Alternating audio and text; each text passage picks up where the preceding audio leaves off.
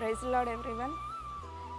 ఈరోజు మనము జెర్మయా 33:3 చూసుకుందాం. ఇర్మియా 33వ అధ్యాయము 3వ వచనము. నాకు మొరపెట్టుము, నేను నీకు ఉత్తరం ఇచ్చేది సంగతులను నీకు తెలియజేయదు.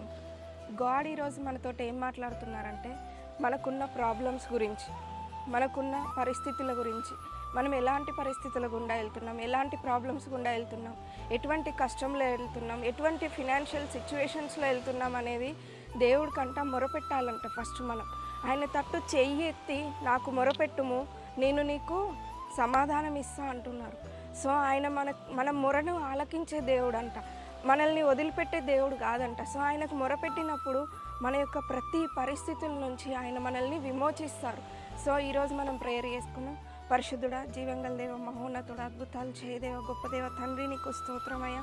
Thank you Father. Yes Lord తండ్రి, నైనా మేము నీ తట్టు చేయి చాతి తండ్రి మా యొక్క పరిస్థితుల గురించి మొరపెడుతున్నాం.